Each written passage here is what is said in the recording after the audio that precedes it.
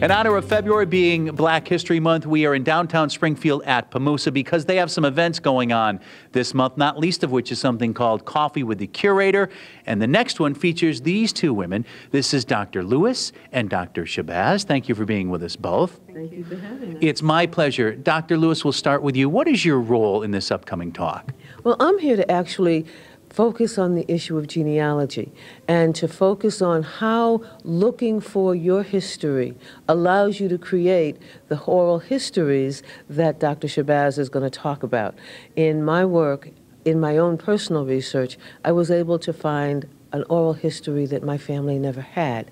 And the gift of those histories has given the family grounding and anchoring. So I'll use my personal experience and the nature of research of genealogy to be able to help people to understand how to build those oral histories. We were talking about that just a few moments ago. It's fascinating how you found all this information about your family. You use different methods, right? There's no one right or wrong way to go about it, is there?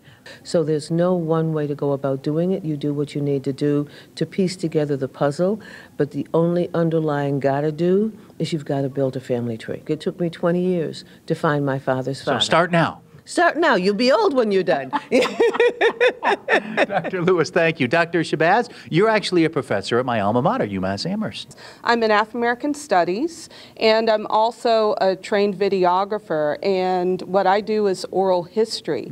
And my videography background allowed me to go into my family and other communities and have the privilege of recording their stories. And so oral history is used as Lucy was explaining, to corroborate a lot of the genealogical research that you would have done.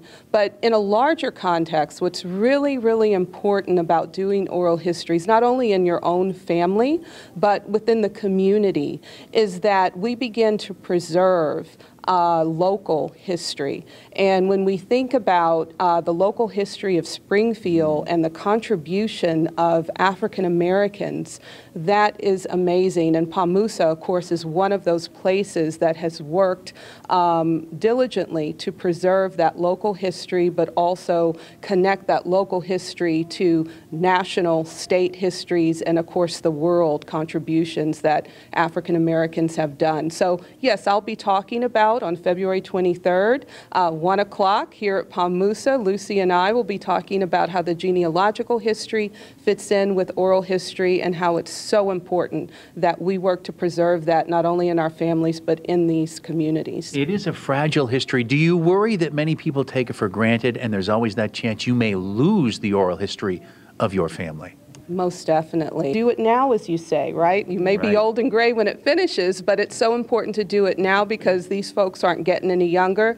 And they have stories that oftentimes we say is part of folklore, part of, you know, that's what Grandma used to tell me. Right. But there's always a little bit of truth to what they're saying. And so it's important to preserve that history. And I like to talk to people about the good, the bad, and the ugly, because sometimes those stories in our past are not stories that we think are joyful or not stories we think of celebrating, but those stories are important. They make us who we are. They're a piece of us, and it's important not just for us, but to carry it on, this tradition, for future generations. Absolutely. Quickly, Dr. Lewis, again, when is this talk, Coffee with the Curator? February 23rd at 1 o'clock here at Pamusa.